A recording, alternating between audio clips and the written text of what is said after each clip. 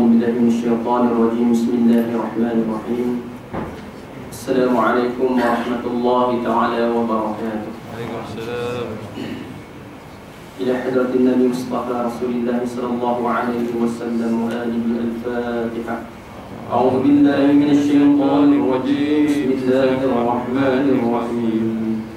الحمد لله رب العالمين الرحمن الرحيم مالك يوم الدين إياك نعبد وإياك نستعين اهدنا الصراط المستقيم صراط الذين أنعمت عليهم غير المغضوب عليهم ولا الضالين. خصوصا الإمام النووي الفاتحة. بسم الله الرحمن الرحيم.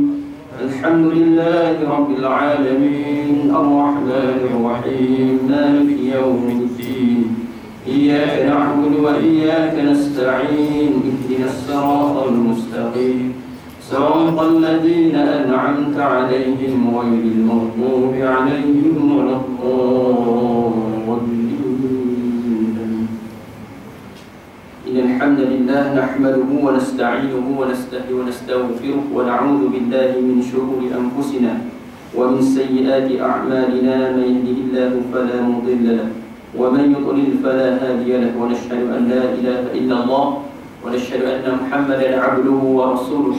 قال رب اشرح لي صدري ويسر لي أمري واحلل عقدة من لساني يفقهوا قولي واحلل عقدة من لساني يفقهوا قولي واحلل عقدة من لساني يفقهوا قولي.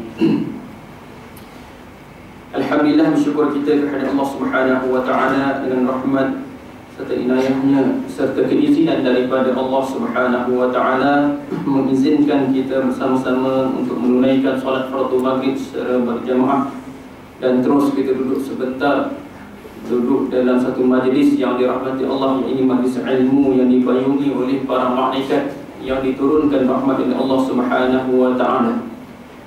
Hadirin dan hadirat Allah Subhanahu wa taala, insyaallah kita masih lagi dalam perbincangan hadis 40 dan insyaallah pada hari ini kita akan masuk hadis yang kedua. Hadis yang kedua, hadis yang pertama kita dah selesai dah, kita tamatkan pada 2 bulan lepas. Saya kadang-kadang tak dapat nak datang tu tuan-tuan, sebab apa, kadang-kadang banyak sangat orang sakit. Banyak sangat orang sakit, dan bila orang buat rawatan tu memang ada time-time tu kita dah bagi. Tapi ada juga yang emergency call, emergency tu tengah malam, akibatkan sampai 2-3 malam emergency, kita pun emergency tak boleh datang, badan sakit. Badan sakit, kadang-kadang habis dalam rawat tu dalam pukul 1, balik tidur je 3.30 orang telefon, ada macam pula, ada keluar lagi. Jadi tak nak terpaksa lah, mujur dekat-dekat saja tuan-tuan. Tapi memang bila ialah badan tak cukup rehat tuan-tuan, kepala dan pening, bila kita nak tidur pun tak boleh, nak bergerak pun jadi lemah. Itu jadi antara macam 2 alam masa tuan-tuan. Memang badan sakit betul lah. Itu sebab saya pun tak sempat untuk hadir pada kuliah pada bulan lepas. InsyaAllah kita akan terus pada pengajian hadis yang kedua, daripada karangan kitab hadis 40 karangan Imam Nawawi. An Umar radhiyallahu anhu aidan qala bainama nahnu julusun 'inda Rasulillah sallallahu alaihi wasallam dhata yawmin ittala'a 'alaina rajulun shadidun biyadh ash-shab shadidul sawad ash-sha'ri la yura 'alayhi atharu as-safari wa la ya'rifuhu minna ahadun hatta jalasa ila an-nabi sallallahu alaihi wasallam. Baik, hadis yang kedua ini hadis yang agak panjang tuan-tuan, 1 muka setengah. Hadis yang diriwayatkan oleh Khalifatul Tsani, iaitu khalifah yang kedua, namanya Umar Al-Khattab radhiyallahu an. Dan kita tahu Umar Al-Khattab ini telah menghafal hadis lebih kurang dalam 569 hadis. 569 hadis. Bainama nahnu julusun, dan pada suatu hari sedang kami duduk di sisi Nabi sallallahu alaihi wasallam. Dzata yaumin ittala'a alaina, maka datanglah kepada kami seorang laki-laki, rajulun syadid, seorang laki-laki yang bersangatan, bayad thiyab, putih bajunya, putih jubahnya, pakaiannya. Syadidus sawadi syi'ri, dan sangat hitam rambutnya. Mana cantik. Nak cerita dalam hadis ni bahawasanya seorang lelaki ini datang, seorang lelaki yang tidak dikenali dalam pakaian yang sangat bersih dengan rambutnya yang sangat hitam, maknanya kemas orang tersebut. La yurahu alaihi athrus safari, dan tidak kelihatan ke atas orang lelaki itu orang yang dalam keadaan musafir. Mana kalau orang musafir ni orang daripada kampung, mana balik kampung muka kita dalam keadaan penat, dalam keadaan orang kata tidak kemas lah. Itu ciri-ciri orang musafir. Tapi tak nampak ciri-ciri tersebut pada lelaki yang datang.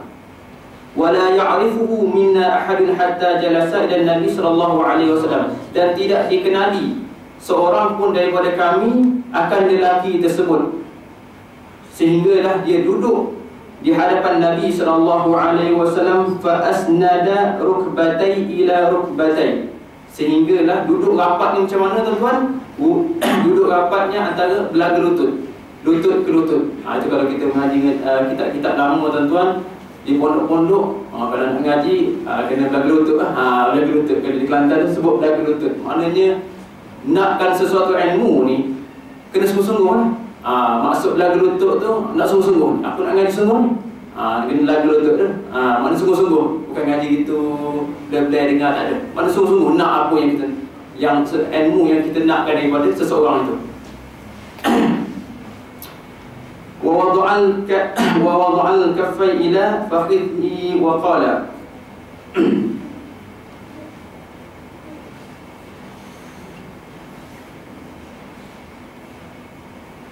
dan tidak kelihatan atasnya tanda-tanda orang yang sedang dalam perjalanan, dan tidak seorang pun dari kami yang mengenalnya sehingga ia duduk berdekatan dengan Nabi. Lalu ia menyandarkan kedua lututnya kepada dua lutut Nabi dan meletakkan kedua telapak tangannya ke atas dua perut Nabi sallallahu alaihi wasallam. Meletakkan dua tangannya ke atas perut Nabi sallallahu alaihi wasallam.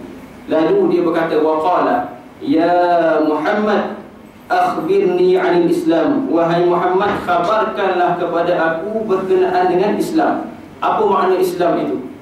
Lalu Nabi sallallahu alaihi wasallam bersabda, Al-Islam an tashhada an la ilaha illallah wa anna Muhammadar Rasulullah.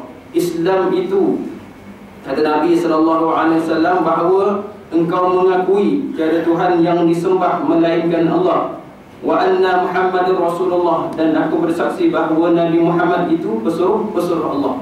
Itu maksud Islam. Kemudian Rasul sambung lagi, wa tuqimas salat, mendirikan salat, wa tu'tiyaz zakah, menunaikan zakat, wa tasumu ramadana, dan berpuasa di bulan Ramadan, wa tahajjal baita in istata'ta ilaihi sabila, dan menunaikan haji di Baitullahil Haram bagi yang mampu.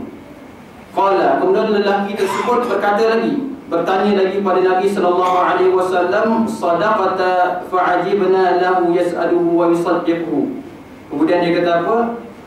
Dia membenarkan apa yang Nabi sallallahu alaihi perkatakan. Benarlah. Maksudnya apa yang kau cakap tu memang benar. Dia bertanya dan dia membenarkan. Kan pelik tuan-tuan. Biasa orang tanya ni mesti orang tu tak tahu, tapi dia tanya dan dia membenarkan perkataan Nabi sallallahu alaihi wasallam. Dan siapa lelaki tersebut? Mungkin tuan-tuan dah tahu. Hadis ni mungkin dah biasa kita dengar daripada pengkuliah-pengkuliah yang lain. Kemudian dia tanya lagi, qala fa akhbirni 'anil Islam, khabarkanlah kepadaku berkenaan dengan iman. Apa maksud iman tersebut? Qala, kata Nabi Rasulullah sallallahu alaihi wasallam, an tu'mina billah wa malaikatihi wa kutubihi wa rusulihi wal yaumil akhir wa tu'minu bil qadri khairi wa syarri. Maknanya yang pertama, engkau beriman kepada Allah Subhanahu wa taala. Yang kedua, beriman kepada para malaikat, kepada kitabnya, kepada rasul, dan kemudian kepada hari akhirat. Wa tu'minu, dan engkau beriman kepada qada dan qadar. Ini beriman kepada untung yang baik dan untung yang jahat. Takdir yang Allah Subhanahu wa taala tentukan ke atas engkau, baik ataupun jahat. Qala, kata lelaki tersebut, sadaqata, dia membenarkan. apa yang diperkatakan oleh Nabi SAW. Sekali lagi dia kata. Kemudian dia tanya lagi, qala fa akhbirni 'anil ihsan. Lalu lelaki tersebut bertanya kepada Nabi SAW berkenaan dengan ihsan. Qala, kata Nabi SAW, an ta'budallaha ka'annaka tara. Engkau menyembah Allah seolah-olah ka'annaka tara, engkau melihat Allah Subhanahu wa ta'ala. Fa in lam takun tarahu fa innahu yaraka. Andai kata engkau tidak melihat Allah Subhanahu wa ta'ala, yakinlah, percayalah bahawasanya Allah Subhanahu wa ta'ala itu pasti melihat kamu. Itu definisi berkenaan dengan ihsan. Qala fa akhbirni. Kemudian lelaki tersebut bertanya lagi, fa akhbirni, khabarkan aku berkenaan dengan hari akhirat. Qala, kata Nabi SAW, al-mas'ul anha bi'a'lama minas sa'il. Orang yang bertanya itu lebih mengetahui daripada yang ditanya. Itu perkataan Nabi SAW. Mana orang yang bertanya itu sebenarnya tahu daripada orang yang ditanya. Siapa lelaki tersebut? Kemudian lelaki tersebut tanya lagi, qala fa akhbirni. Kemudian khabarlah kepadaku tentang tanda-tandanya. Bagaimanakah yang dikatakan tanda-tanda kiamat itu? Kemudian Nabi SAW bersabda, qala an talidal amat rabbataha wa an taral hufatal aratal alata li'a asya'i yatatawaluna fi bunyan thumma intalaqa falabistu maliyan thumma qala. Baik. Nabi SAW bersabda, tanda-tandanya iaitu ialah bila hamba-hambanya telah melahirkan tuannya. Ini antara tanda-tanda akhir zaman. Hamba-hambanya telah melahirkan tuannya. Ibu melahirkan tuannya. Kita tengok apa yang dikatakan Nabi SAW berkenaan dengan ibu yang melahirkan tuannya. Ramai orang yang melahirkan tuannya. Dan engkau lihat orang-orang yang tidak berkasut, tidak berpakaian, miskin, pengembala kambing yang berbangga-bangga dengan kekayaannya, menegak dan meninggikan binaannya. Ini antara peristiwa-peristiwa akhir zaman. Orang-orang miskin, orang yang teraniaya, orang yang dizalimi, orang yang kaya berbangga-bangga membina mahligainya yang besar-besar, yang tinggi untuk ditunjukkan kepada manusia. Ini antara tanda-tanda ni. Tapi tanda-tanda ni semua dah lepas, tuan-tuan. Tanda-tanda ni semua dah lepas. Kita dah masuk fasa yang terakhir, tuan-tuan. Ada orang buat kajian dari Indonesia, tuan-tuan, saya tengok YouTube tu. Maknanya kita dah sampai ke satu tahap kelima, dia kata. Akhir sangat nak menuju ke alam akhirat. Yang dikatakan kajian NASA sendiri pada 2015 matahari itu akan terbit daripada barat. Itu kajian. Tapi kalau kita relatekan, sesuaikan dengan hadis, tuan-tuan, kalau matahari itu terbit daripada barat, makna antara tanda yang paling besar sekali. Hadis yang diriwayat oleh Muslim, antaranya timbul terbitnya matahari daripada barat. Ini kita. Dan ketika itulah pintu taubat ditutup selama-lamanya. Jadi kita kena hati-hati, tuan-tuan. Maknanya kita banyak kesilapan, banyak dosa yang kita lakukan. Jangan tunggu. Kita buat kesilapan, kita berhutang pada orang, pada saat ini kita ingat dan kita minta maaf kepada orang tersebut. Dan kalau kita berhutang, cepat-cepatlah kita balik. Selesaikan dengan manusia. Dan kita mohonlah keampunan kita pada Allah Subhanahu wa ta'ala.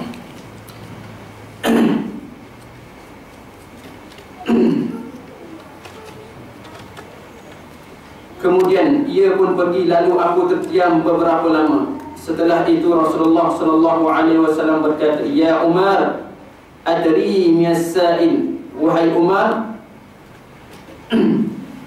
wahai Umar, adakah engkau tahu siapakah orang yang bertanya itu? Ditanya pada Umar. Lalu berkata Nabi SAW, lalu berkata Umar radhiyallahu an, Allah dan Rasulnya yang lebih tahu. Lalu Rasulullah SAW berkata, sesungguhnya itulah dia Jibril yang datang kepada kamu untuk mengajarkan agama kepada kamu. Hadis ini diriwayatkan oleh Muslim. Hadis sahih, tuan-tuan. Baik, hadisnya begitu panjang sekali. Itu antara kita makna secara umum lah, secara general kita terangkan. Dan kita masuk balik huraian berkenaan dengan hadis ini. Dan dalam hadis ini menerangkan bahawasanya pada peringkat awal datang seorang lelaki yang tidak dikenali oleh para sahabat berhadapan dengan Nabi SAW dalam keadaan belaga lutut. Maknanya datang malaikat itu berjumpa Nabi SAW, duduk berhampiran dekat-dekat, nak cerita apa? Ada perkara khabaran yang penting daripada Allah Subhanahu Wa Taala.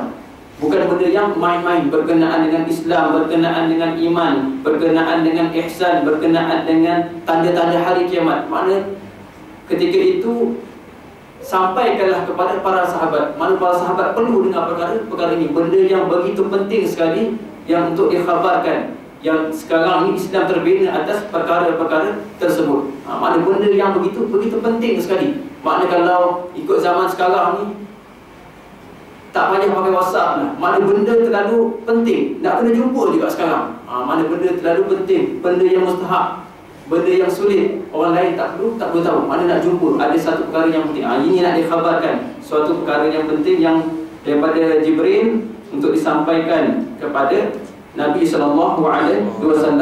Itu nak tunjuk kenapa kita belaga lutut, tapak tangannya memegang peha Nabi SAW. Rasulullah dengar betul-betul apa nak cerita. Itu istilah yang boleh kita faham daripada hadis ini. Kemudian dia mengkhabarkan berkenaan fa'akhbirni, khabarkan aku berkenaan dengan Islam. Dan Islam itu terbedalah. Kita tahulah rukun Islam itu ada 5. Mengucap 2 kalimat syahadat, kemudian mendirikan salat, kemudian mengeluarkan zakat, kemudian berpuasa di bulan Ramadan, kemudian menunaikan haji bagi yang mampu. Dan yang pertama berkenaan dengan rukun Islam ini, tuan-tuan, dalam kitab ini, dalam huraian ini menjelaskan bahawasanya agama yang diridai oleh Allah Subhanahu Wa Taala adalah Islam. Berfirmankan inna dina 'indallahi Islam, sesungguhnya agama di sisi Allah ialah Islam. Tak ada dah agama lain yang diterima oleh Allah Subhanahu Wa Taala, yang pastinya adalah Islam. Itu sebab apa, macam mana pun dalam keadaan kita jahil, dalam keadaan kita ni, janganlah akhir kita nanti kita mati dalam keadaan kafir. Itu tak nak. Macam mana kita jahat, kita bermaksiat pada Allah Ta'ala, mesti mati dalam keadaan seorang yang Islam. Sebab apa? Bila Islam, tuan-tuan, confirm syurga itu milik kita. Siapa yang ada title Islam, mengucap 2 kalimat syahadat, dia confirm masuk syurga. Bezanya lambat ataupun cepat ataupun lambat, tuan-tuan. Sebab apa orang yang masuk syurga ni, tuan-tuan, saya dah cerita pada kuliah yang lepas, orang yang mati dalam keadaan Islam tapi banyak melakukan dosa maksiat, dosa yang Allah Subhanahu Wa Taala balas terhadap dirinya, tuan-tuan, daripada bermulanya dunia ini dicipta sampailah dunia ini dikiamatkan. Itu tempoh lama dia masuk dalam neraka, tapi akhir sekali masuk dalam syurga. Dengan syarat apa? Dia mati dalam keadaan Islam. Mati nak cerita orang yang tak pernah solat tapi dia dalam keadaan Islam, maknanya tak pernah tunaikan solat, puasa, tak pernah, semua melakukan kejahatan tapi dalam Islam, tapi akhir sekali pasti masuk dalam syurga. Itu syarat utama, tuan-tuan. Ini syarat yang utama. Kita tengok ramai sekarang ni PhD pun ada, tuan-tuan, yang keluar daripada Islam murtad ramai, tuan-tuan. Amalannya pun banyak, tuan-tuan, keluar daripada Islam. Sayang sangat, tuan-tuan. Sebab apa? Bila keluar daripada Islam, macam mana kau hebat sekadar mana pun, ilmu hebat, orang kata melangit pun, tapi Islam dah tercabut daripada diri kau, tak akan masuk dalam syurga.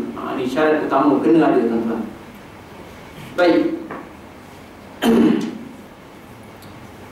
kita terus masuk berkenaan dengan perbahasan berkenaan syahadat. Apa maksud syahadah, tuan-tuan? Syahadataini, mengucap 2 kalimat syahadat. Syahadah adalah satu-satunya pengucapan lidah yang melahirkan pengakuan hati dan keyakinan jiwa terhadap ketuhanan dan keesaan Allah serta kebenaran Rasulnya Muhammad SAW sebagai seorang utusan yang akhir membawa rahmat ke seluruh alam. Ini pengertian berkenaan dengan syahadah. Dan syahadah mengandungi tauhid, iaitu pengakuan bahawa Allah itu satu pada zatnya, pada sifatnya dan pada perbuatan. Ini kita kena yakin bahawa Allah itu satu pada zat, pada sifat dan pada perbuatan. Dan inilah yang dinamakan syahadah tauhid, yang mengakui keesaannya yang tersebut secara mutlak serta kekuasaannya atas seluruh alam. Mana tak ada siapa pun menyerupai Allah Subhanahu wa ta'ala. Laisa kamitslihi syai'. Man tak ada pun yang menyerupai Allah Subhanahu wa ta'ala. Dan seluruh alam telah diciptakannya, segala hukum telah diturunkannya, segala kemudahan hidup telah disediakannya. Sebab itulah manusia wajib mestilah tunduk dan menyembahnya serta memohon dan meminta pertolongan secara langsung tanpa menggunakan sebarang perantaraan. Baik, ni kita ada sedikit khilaf lah. Bila kita bincang bab syahadah ni tuan-tuan, mana nak minta pertolongan ini semua kena minta pada Allah, tak perlu ada perantaraan tuan-tuan. Ini ada tapi dalam bab ini tuan-tuan saya nak selitkan berkenaan dengan bab tawasul. Tawasul boleh ke tak boleh tuan-tuan? Biasa kita tengok Habib tuan-tuan bertawasul. Itu ada orang hantar YouTube kat saya tuan-tuan berkenaan dengan Habib Noh di Singapura tuan-tuan. Dia bertawasul. Itu mengundang kata banyak persoalan. Boleh ke tak boleh? Ada orang kata syirik tuan-tuan. Tenang, relax dulu, jangan hukum apa-apa dulu kalau kita tak tahu. Tenang, tanya. Jadi bila keluar YouTube tu saya cari tak rujukan dalam bab khilafiyah berkenaan dengan tawasul. Tawasul ni pun dulu kita dah pusing, dah cerita juga tuan-tuan. Cuma kadang-kadang tak diceritakan secara meluas tuan-tuan. Sebab apa? Dia bukan benda yang begitu penting sekali lah. Hukum tawasul ni tuan-tuan harus hukum dia. Harus. Nak bertawasul silakan, tak nak bertawasul tak jadi masalah. Yang penting jangan kita nak judge orang. Ini tak boleh ni, bid'ah ni. Contoh, sesat, jangan kita judge. Berlapang dada, nak buat terserah, tak nak buat pun tak pun. Masing-masing ada pendapat. Yang penting jangan kita judge orang, itu sahaja tuan-tuan. Baik, saya kemukakan beberapa dalil tuan-tuan berkenaan dengan tawasul. Tawasul ni apa tuan-tuan? Wasilah. Dari segi bahasa juga bermakna martabat ataupun kedudukan. Ia juga bermakna darjat, pangkat dan juga dekat. Jika seseorang bertawasul kepada Allah Subhanahu wa ta'ala dengan suatu wasilah perantaraan, ia bermakna dia melakukan suatu amalan yang mendekatkan dirinya kepada Allah Subhanahu wa ta'ala. Dan wasilah juga berarti sampai dan kedudukan yang dekat. Maknanya kalau kita cerita logik ni, wasilah ni apa tuan-tuan? Kita nak minta kerja contohnya, kerja kerajaan kan susah tuan-tuan. Kita ada orang tengah, orang tengah ni, contoh makcik kita kerja di kerajaan ke, di JAIS ke dekat, tolong kanan-kanan kan nama kita, senang naik.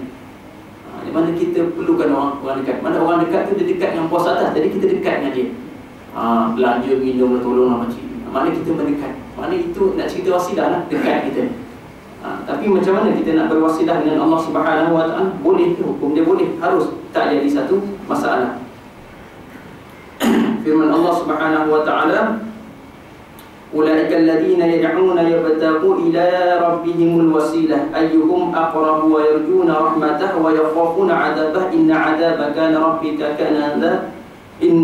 rabbika kana mahdhura. Orang-orang yang mereka serukan itu mereka sendiri mencari jalan, yakni mencari jalan wasilah kepada Tuhan mereka. Siapa di antara mereka yang lebih dekat kepada Allah dan mengharapkan rahmatnya dan takut kepada azab. Sesungguhnya azab Tuhanmu adalah sesuatu yang menakutkan. Ini antara dalil-dalil berkenaan dengan wasilah. Dan wasilah ini tuan-tuan tawasul, ataupun disebutkan tawasul ini, perantaraan ini tuan-tuan terbahagi kepada dua, iaitu tawasul dengan amal soleh ataupun bertawasul dengan amal kebajikan kita. Yang kedua, bertawasul dengan orang-orang soleh. Tawasul dengan amal kebajikan dengan tawasul dengan orang-orang soleh berlainan tuan-tuan. Tawasul dengan orang soleh walaupun orang soleh itu sudah meninggal, boleh bertawasul, tak jadi masalah. Dia masalah khilaf ni berkenaan dengan orang sudah meninggal, boleh seolah-olah kita minta pada orang mati. Dia ada sedikit berbeza sebenarnya. Okey, tawasul dengan amal soleh lah, macam mana ceritanya? Dalam satu hadis Sahih Bukhari dan juga dalam Sahih Muslim cerita berkenaan dengan orang tiga pemuda yang terperangkap di dalam sebuah gua.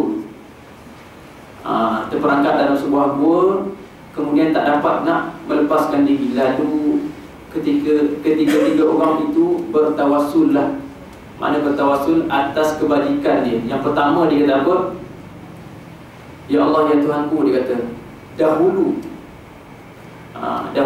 aku menjaga ibu dan ayah aku sehingga terbit fajar. Aku tak tidur aku tak nak mengganggu mereka tidur. Sebab apa? Aku nak memberikan segelas susu kepada mereka apabila terbit fajar. Dia jaga ibu dan bapa dia.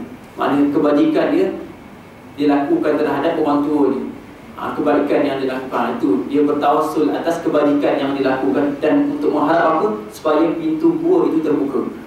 Orang yang kedua pula, dia bertawassul atas ya Allah, ya Tuhanku, ketika dahulu, ketika itu aku dalam sebuah tempat, rumah Allah Alam, saya lupa, aku bersama dengan sepupu aku, dan sepupu aku mengajak aku melakukan zina. Kemudian aku menolak tawaran tersebut kerana aku takut kepadamu ya Allah. Maknanya dia tolak pelakuan tersebut. Dia tak nak melakukan zina. Kebajikan, dia melepaskan diri dia daripada melakukan maksiat. Atas kebaikan itu, atas kekuatan itu, dia minta ya Allah, ya Tuhan, kau bukalah pintu gua ini. Kemudian pemuda yang ketiga, dia bertawassul bagaimana tuan-tuan? Dia bertawassul dengan dia ada ya Allah, ya Tuhanku, pada suatu ketika aku telah memberikan pengembala aku dan lembu-lembu yang telah aku ada, aku infakkan, aku berikan kepada orang. Mana kebaikan yang telah dilakukan. Bukan sekadar pengembala, dia bukan sekadar binatang ternakan, tapi pengembala pun dibagikan kepada orang lain. Makna atas kebajikan yang telah dilakukan tersebut, dia mohon kepada Allah agar dibukakan pintu gua tersebut. Dengan ketiga-tiga orang ini bertawassul dengan kebaikan yang telah dia lakukan, maka terbukalah pintu tersebut, tuan-tuan. Daripada sebab apa? Pintu itu tertutup dengan sebuah batu yang besar. Tapi atas keyakinannya, kebajikan yang telah dilakukan ini, lalu terbukalah pintu gua tersebut. Itu diceritakan di dalam Sahih Bukhari dan Sahih Muslim, tuan-tuan. Ini tawassul dengan amal soleh kebajikan. Boleh kita nak bertawassul dengan amal kebajikan. Ya Allah, aku pernah tolong. Mana kita dalam kesempitan, tak tahu jalan keluar mana. Ketika itu boleh kita nak bertawassul. Ya Allah, dulu aku pernah tolong jiran aku duduk di sebelah sana tu, dalam keadaan susah, aku bagi duit kat dia, aku bantu dia atas kebajikan itu. Kalau kita cerita tu dekat orang, maknanya kita ni, orang kata apa ni, cerita kebaikan kita pada orang tak boleh, tapi cerita kebaikan kita pada Allah Subhanahu Wa Taala tak jadi masalah, tuan-tuan. Tak jadi masalah. Itu namanya tawassul. Mana aku pernah lakukan kebaikan ini dan ini, maka aku dalam keadaan susah ini, ya Allah, kau bantulah aku. Boleh, tak jadi masalah. Itu tawassul dengan amal soleh. Yang kedua pula, bertawassul dengan orang-orang soleh. Bertawassul dengan orang-orang soleh macam mana? Bertawassul dengan orang-orang soleh, berjumpa dengan ustaz, berjumpa dengan para ulama. Datang pula Habib Umar ke Malaysia, tuan-tuan, datang jumpa dia, ambil keberkatan tabarruk, tuan-tuan. Berkat daripada beliau sendiri. Sebab apa? Beliau antara keturunan daripada Nabi SAW. Kadang-kadang orang kata apa ni masalah, ada pula segelintir yang orang kata suka menghina lah. Soalan menghina, tuan-tuan, golongan-golongan Habib. Jangan kita hina, tuan-tuan. Jangan kita hina. Mereka ni antara golongan-golongan yang orang kata, yang ada dah sekarang, yang kita patut muliakan. Sebab apa? Darah itu daripada Nabi SAW. Mulia, tuan-tuan. Kenapa? Sebab apa? Dalam satu hadis yang panjang juga, tuan-tuan, ketika saya belajar dengan Tuan Guru Syekh Nuruddin, tuan-tuan, hadis sahih, tuan-tuan, para sahabat ini, tuan-tuan, berlumba-lumba nak ambil air wuduk daripada cebisan wuduk tu daripada Nabi SAW. Nak ambil, Rasulullah ambil wuduk, ambil air bawah tu, sapu pada badan muka. Nampak, tuan-tuan? Kemudian sahabat yang lain ramai nak ambil berkat air wuduk Rasulullah, tapi tak sempat, tak sampai, tuan-tuan. Ambillah bekas-bekas daripada badan para sahabat yang lain, ambil sapu pada badan mereka. Sampai begitu, tuan-tuan. Kalau hadis ni tak wujud, mesti orang kata kita ni ta'assub, tuan-tuan. Kita cakap apa ni hadis sahih, sahabat yang lakukan. Jadi ini darah sendiri tuan-tuan, kita nak ambil keberkatan daripada beliau. Jadi kita bertawasul tuan-tuan, bertawasul ambil berkat daripada Habib tersebut, tak jadi masalah tuan-tuan. Baik. Kemudian, bolehkah bertawasul dengan memanggil seseorang nabi ataupun wali tuan-tuan? Ini saya ambil, dia sebenarnya bab tawasul ni panjang. Tawasul, istighasah, isti'anah, tabarruk, ada 4 bab tu, panjang tuan-tuan. Jadi saya pendekkan sahaja tuan-tuan, ambil yang penting. Bolehkah? Biasanya pertanyaan orang ni dalam kitab khilafiyah berkenaan dengan khilaf. Bolehkah kita bertawasul dengan memanggil seorang nabi ataupun wali? Boleh. Hukum dia harus boleh, tak jadi satu masalah. Okey, contoh apa tuan-tuan? Dia punya bukti bertawasul dengan nabi. Ada satu kisah tuan-tuan, zaman Umar Al-Khattab tuan-tuan, dia bertawasul dengan Nabi SAW di makam Nabi SAW. Baik. Di dalam sebuah hadis telah sabit bahawa Bilal bin Haris Al-Muzani, salah seorang sahabat Nabi SAW, telah datang ke makam Rasulullah SAW. Rasulullah bukan dalam keadaan hidup, dalam keadaan dah wafat. Dalam keadaan wafat. Dah datang ke makam Rasulullah SAW ketika musim kemarau pada masa pemerintahan Sayyidina Umar bin Khattab radhiyallahu anhu. Lalu Bilal bin Haris berkata di depan makam Nabi SAW, "Ya Rasulullah, istasqi li ummatika fa innahum qad halaku." Wahai Rasulullah, pohonlah kepada Allah agar diturunkan air hujan untuk umatmu kerana sesungguhnya mereka telah binasa. Makna dalam ketika itu musim kemarau yang berpanjangan, tak ada air langsung. Lalu dia, salah seorang sahabat pada zaman Sayyidina Umar, telah bertawasul ke makam Nabi SAW. Boleh, tak jadi masalah tuan-tuan. Dan apa yang telah dilakukan oleh Bilal ini sama sekali tidak dibantah oleh Umar dan para sahabat yang lainnya. Malah mereka menilai perbuatan tersebut suatu perkara yang baik. Nampak? Tak jadi masalah tuan-tuan. Tak ada Umar kata kau buat ni Bilal bid'ah, tak boleh. Tak ada tuan-tuan. Sebab apa? Sayangnya mereka kepada Nabi SAW. Dan kata Imam Malik tuan-tuan, kalau kita nak pergi ke Madinah, untuk kita pergi Madinah nak apa? Nak melawat, nak ziarah kubur Nabi SAW, hukumnya makruh. Sebab apa? Imam Malik kata makruh sebab apa? Kita menyebut ziarah kubur. Rasulullah dia tidak wafat tuan, tapi ziarah Nabi SAW. Nak pergi ke Madinah, nak ziarah siapa? Nak ziarah Rasulullah SAW baru boleh. Ini kata Imam Malik. Ini special untuk Nabi SAW. Dia tak boleh disebutkan pergi ke kuburan, pergi ke makam. Itu boleh, tapi hukumnya makruh, kata Imam Malik tuan-tuan. Ini tingkatan Nabi SAW. Baik. Kemudian bertawasul dengan wali, boleh ke tuan-tuan? Mana Rasul ni tak apalah kata okey wali boleh ke? Ini masalah. Dengan wali-wali yang kita tengok, memang dia ketika dia hidup pun banyak amal ibadatnya. Orang yang kita tengok tak banyak melakukan perkara-perkara yang mungkar, lagi-lagi perkara-perkara yang tidak berfaedah. Ataupun disebut wali orang yang soleh, boleh ke? Tak jadi masalah. Sebab apa? Dalam satu kisah seorang Imam Syafi'i sendiri, saya ambil dalil yang begitu sah. Imam Syafi'i bertawasul dengan Imam Abu Hanifah di kuburan Abu Hanifah. Baik. Daripada Imam Syafi'i sebut tuan-tuan, dari Ali bin Maimun berkata, aku mendengar Asy-Syafi'i berkata, sesungguhnya aku selalu bertabarruk.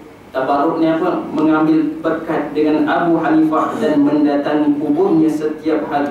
Jika aku memiliki hajat, maka aku melakukan solat 2 rakaat dan terus pergi ke kuburnya dan meminta kepada Allah untuk mengkabulkan doaku di sisinya, yakni di sisi kuburannya, maka tidak lama kemudian akan dikabulkan oleh Allah Subhanahu wa taala.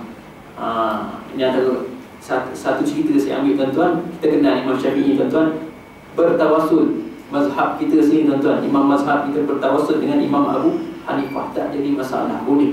Tapi kalau tak nak, tak jadi masalah tuan-tuan.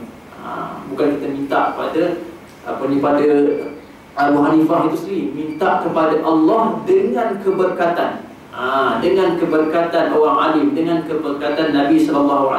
Macam kita baca kitab tadi lah, ila hadratin Nabi Mustafa Rasulillah, minta keberkatan daripada Nabi, kita sedekah, hadiahkan Fatihah. Kemudian kita ambil bertawassul dengan apa? Dengan sahibul kitab. Yang ini, pemilik kitab ini siapa dia? Imam Nawawi. Itu antara adab-adab yang kita bertawassul, ambil berkat. Tak jadi masalah, boleh. Kalau tak nak pun tak jadi masalah, sebab hukum dia harus, tuan-tuan. Kemudian, bolehkah bertawassul selain daripada keduanya? Mana selain bertawassul daripada Nabi, selain bertawassul daripada wali-wali Allah, ataupun selain daripada keduanya? Bagaimana yang dikatakan tawassul daripada selain keduanya? Iaitu hukum dia harus, boleh, tak jadi masalah. Contoh, okey, saya ambil terus hadis, tuan-tuan. Diriwayatkan daripada Ibnu Abbas bahawa Rasulullah SAW bersabda, sesungguhnya Allah Subhanahu wa taala mempunyai beberapa malaikat di bumi selain malaikat hafazah, iaitu malaikat penjaga yang suka mencatat daun pohon yang jatuh. Jika salah seorang dari di antara kamu menemui tempat yang mendaki di suatu tanah yang sahara, mana tanah yang kosong, tuan-tuan, hendaklah dia berseru, wahai hamba-hamba Allah, tolonglah aku. Mana kita sesat, contoh kita sesat, orang pun tak ada, nak minta bantuan suatu tempat mana tak ada orang di situ, tuan-tuan. Kita seorang je, kita dalam keadaan nak minta pertolongan melalui jalan tawassul.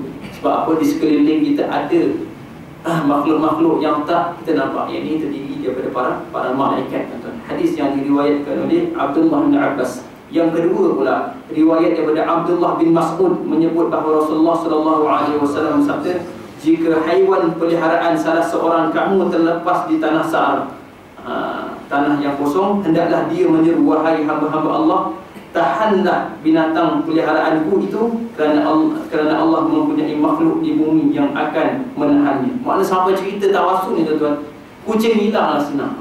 Kucing hilang, tuan-tuan. Ya Allah, rindu sangat kucing kita ni. Boleh kita bertawassul. Bertawassul, mana kita bawa satu tempat, jalan-jalan, tuan-tuan, jalan mungkin bawa ke kampung, masuk dekat kebun, tuan-tuan, kemudian hilang pula. Ketika itu kita boleh bertawassul, tuan-tuan. Wahai makhluk Allah yang ada di sekeliling ini, tahanlah binatang itu supaya apa? Tak lari jauh daripada aku, jumpakan kepada aku. Mana kita tawassul sampai benda kecil pun boleh, tak jadi masalah. Sebab apa? Kita minta daripada Allah melalui jalan bertawassul, jalan keberkatan daripada orang tengah, tuan-tuan. Ini perbahasan ataupun dalil-dalil yang boleh saya bawa, tuan-tuan, insya-Allah. Jadi kita tak perlulah just kita nak apa hukum orang tu sesat syirik, tak ada. Sebab apa? Berdalil semua, tuan-tuan. Baik, itu yang pertama berkenaan dengan syahadah, keyakinan kita kepada Allah Subhanahu wa taala, ucapan kita asyhadu an la ilaha illallah wa asyhadu anna Muhammadar Rasulullah. Dan ada juga yang bertanya, tuan-tuan, yang bercakap-cakap, dia kata kita ni terlalu ta'assub kepada Nabi sallallahu alaihi wasallam. Dan tak faham ta'assub macam mana tu. Saya kata ta'assub yang macam mana tu? Sebab apa? Terlalu mengagungkan Rasulullah sampai boleh terlupa Allah. Pelik pula cerita. Macam mana? Tak ada istilah, tuan-tuan. Tak ada istilah mengagungkan Rasulullah sampai terlupa Allah. Tak ada, tuan-tuan. Itu sebabnya kita tengok syarat dalam syahadah ni, tuan-tuan, dah nyata. Asyhadu an la ilaha illallah wa asyhadu anna Muhammad Rasulullah.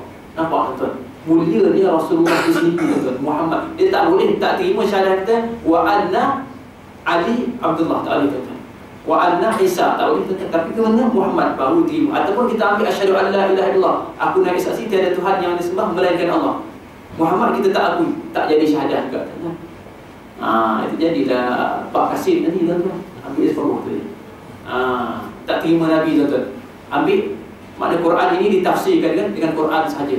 Hadis Nabi itu, Nabi itu dia bukan maksud Nabi itu manusia. Mana ada kesilapan dia kata, tuan-tuan. Jadi tak terima juga, tuan-tuan. Jadi Muhammad ni, tuan-tuan, special di sisi Allah. Tak ada kata kita mengagungkan Nabi SAW, kita muliakan Rasulullah sampai kita terlupa Allah. Tak ada, tuan-tuan. Tak ada istilah itu, tuan-tuan. Ini peliharaan Allah Subhanahu wa taala ke atas Nabi akhir zaman. Baik, settle bab syahadah. Yang kedua pula, tuan-tuan, wa tuqimas salat, mendirikan salat pula. Mendirikan solat adalah satu perintah yang diwajibkan setiap hari ke atas orang Islam, dan erti mendirikannya ialah melakukan menurut sebagaimana yang diperintahkan oleh Rasulullah sejak dari permulaan takbirnya, bacaannya, perbuatannya hingga ke akhir salamnya dengan hati yang penuh perasaan takwa kepada Allah Subhanahu wa taala. Orang yang beriman mestilah mendirikan solat kerana sembahyang itu tuntutan iman, dan iman itu jiwanya dan nur batinnya. Firman Allah, alladzina yu'minuna bil ghaib wa yuqimuna shalah, mereka yang beriman dengan perkara-perkara ghaib dan mendirikan sembahyang. Mana nak cerita apa tuan-tuan, solat ini begitu penting terhadap diri kita. Mana lepas syahadah, yang kedua mendirikan solat. Nak tunjuk kita ni patuh kepada Allah Subhanahu wa taala, dan solat ini merupakan salah satu jalan tawasul juga.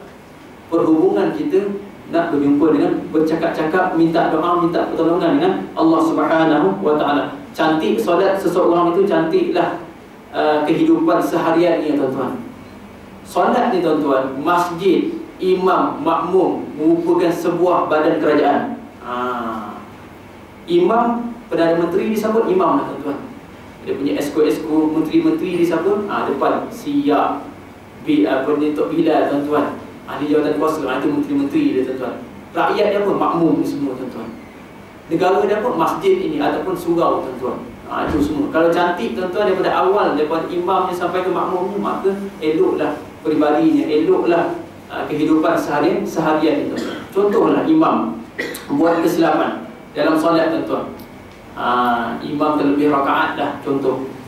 Makmum kena tegur tuan-tuan. Subhanallah. Tegur. Tegur. Sampai 3 hari tuan-tuan, imam masih lagi dalam keadaan yang sama, tak nak berubah, tetap dengan pendirian dia tuan-tuan, mufarakah. Tak perlu ikut imam dah. Maknanya apa tuan-tuan? Dalam kita duduk dalam negara tuan-tuan, ada kesilapan pemimpin, kita tegur tuan-tuan, kita nasihat dengan wacana ni, apa tuan-tuan, dengan berbincang secara baik tuan-tuan. Dah baik tuan-tuan, dah dipesan beberapa kali, masih lagi, dah sekali kita mufarakah tuan-tuan.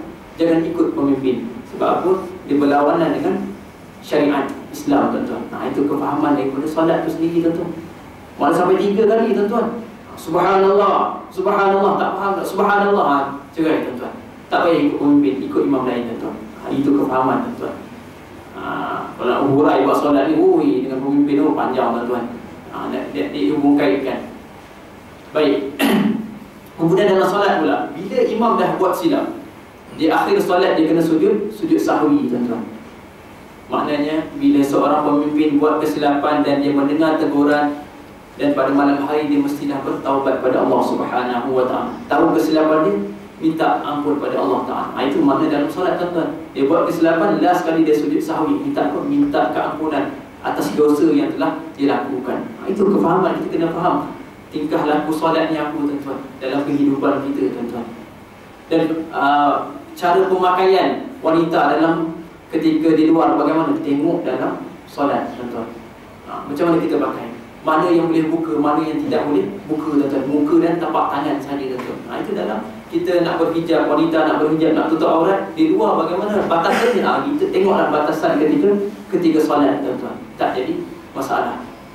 Lelaki pun begitu, mana parasnya yang boleh, yang orang kata diterima solatnya tuan-tuan. Itu dalam antara solat dan kehidupan kita seharian, dalam kita nak mendirikan membina sebuah negara tuan-tuan.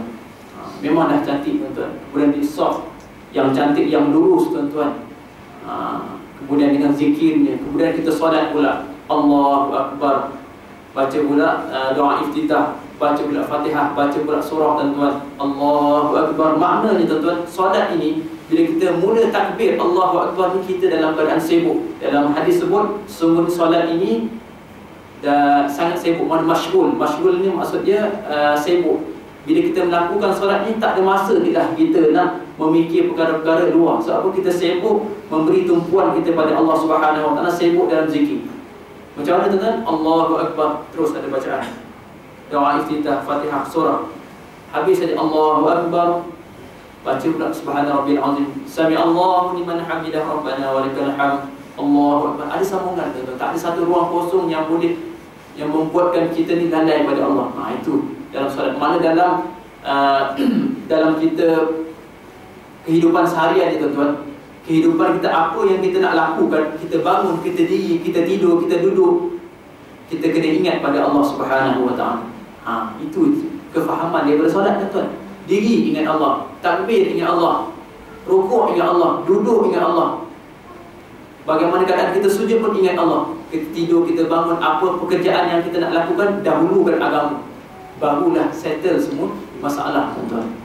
Mana zikir-zikir ingat pada Allah. Zikir ni apa maksud? Ingat pada Allah Subhanahu Wa Taala. Mula kita bangun tidur sampailah akhir tuan-tuan, sampailah salam, sampailah kita bangun balik tidur tuan-tuan. Semua itu dalam keadaan kita ingat pada Allah. Tidak tanduk kita pekerjaan, kita nak sign sesuatu perkara, ingat benda ni baik ataupun tidak. Allah ni nampak, manusia tak nampak, tapi Allah tak ada nampak. Itu makna zikir. Allah, kita ingat pada Allah Taala. Ini masuk solat tuan-tuan. Kalau kita boleh nilai solat tu, kita perhatikan satu persatu, ada kaitan dengan kita. Kalau solat kita cantik tuan-tuan, kita boleh beri tumpuan, insya-Allah pekerjaan kita, apa yang kita nak laksanakan, semua dalam keadaan baik.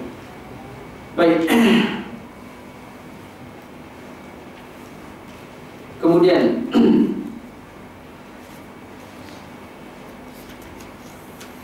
di dalam solat pula kita tuan-tuan, kita ada cara, teknik-teknik ataupun rahsia bagaimana kita nak khusyuk di dalam solat pula. Ini rahsia khusyuk dalam solat saya nyatakan, saya ambil daripada kitab Ihya Ulumuddin tuan-tuan, yang dikarang oleh Al-Imam Al-Ghazali. Bagaimana kita nak rasa khusyuk dalam solat. Yang pertama apa tuan-tuan? Kehadiran hati. Hadirkan hati, kosongkan tajarrud. Mana tajarrud qalb, mana kosongkan hati, jiwa kita daripada perkara-perkara dunia, daripada perkara luar. Yang kedua tuan-tuan, untuk kita rasa khusyuk, nak menghadirkan khusyuk dalam solat tuan-tuan, yang kedua faham maksud Fatihah tuan-tuan. Saya cerita dulu, kena faham maksud Fatihah, surah yang kita baca. Kalau boleh kita faham, bukan sekadar kita baca, tapi kita faham apa yang kita baca. Kemudian yang ketiga tuan-tuan, saya ringkas, mengagungkan, lafaz pengagungan.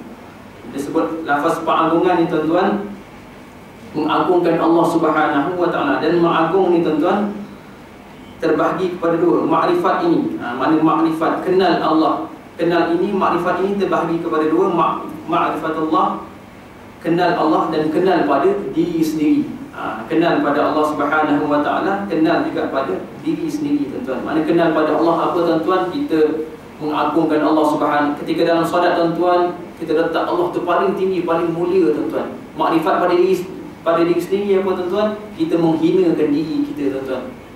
Mana kita hinakan diri kita ni banyak dosa tuan-tuan. Mana kita menghina diri kita di hadapan Allah Ta'ala tuan-tuan. Dan kita mengagungkan Allah Subhanahu Wa Ta'ala. Itu baru kita boleh rasa khusyuk dalam solat. Pertama, hadir hati. Kedua, kita faham maksud. Yang ketiga, kita mengagungkan, lafaz mengagungkan. Yang keempat, takut dan takwa. Takut dan takwa kepada Allah Subhanahu Wa Ta'ala. Yang kelima tuan-tuan, mengharap, pengharapan kita pada Allah Subhanahu Wa Ta'ala. Dan berharap, ya Allah, ya Tuhanku, mengharap aku boleh dimasukkan ke dalam syurga-Mu, ya Allah. Mengharapkan sesuatu daripada Allah Subhanahu Wa Ta'ala agar dikabulkan segala hajat kita. Yang keenam pula tuan-tuan, malu atas kekurangan diri kita, malu atas maksiat yang telah kita lakukan. Ini 6 perkara tuan-tuan yang digariskan oleh Imam Ghazali tuan-tuan, untuk kita dapat rasa khusyuk kita di dalam solat tuan-tuan. 6 perkara ni kita ada, kita amalkan, insya-Allah solat kita tuan-tuan akan jadi yang terbaik. Solat kita setiap hari kita lakukan. Tak dapat buat 6 perkara pun tak apa tuan-tuan. Buat satu-satu. Hadirkan hati. Bagaimana kita nak hadirkan hati? Tak payah ingat dah doa tuan-tuan. Bila ambil wuduk, siap-siap tuan-tuan, masuk dalam surau, masuk dalam masjid, solat sunat 2 rakaat, duduk zikir tuan-tuan, insya-Allah. Kemudian bila qamat tuan-tuan, terus masuk dalam saf, angkat takbir. Insya-Allah dia akan rasa hadir hati kita untuk menunaikan solat, rasa khusyuk, tenang. Itu antara salah satu ciri-ciri khusyuk tuan-tuan. Kadang-kadang kita berbual tuan-tuan. Itu kadang-kadang macam mana kita nak dapat khusyuk tuan-tuan? Sebelum masuk dalam saf pun dah berbual lagi tuan-tuan. Tak habis lagi cerita kat luar tuan, berbual lagi. kemudian angkat takbir, Allahu Akbar, tak akan dapat rasa khusyuk, tuan-tuan. Mesti kita masih ada terbayang-bayang memikirkan cerita yang kita ceritakan tadi, tuan-tuan. Jadi hilang terus, kita tak kosongkan. Yang pertama pun kita tak penuhi syarat dia, tuan-tuan. Macam mana kita nak faham maksud, macam mana kita nak agungkan Allah, macam mana kita nak takut, macam mana nak hadirkan harap, macam mana nak hadirkan malu di sisi Allah Ta'ala, tuan-tuan. Ini berkenaan dengan salat, tuan-tuan. Baik. Kemudian antara kepentingan salat ataupun huraian-huraian yang dalam ni, tuan-tuan, firman Allah Subhanahu wa Ta'ala, tuan-tuan, innal insana khuliqa halu'a idza massahu asy-syarru jazu'a wa idza massahu al-khairu manu'a illa al-musalli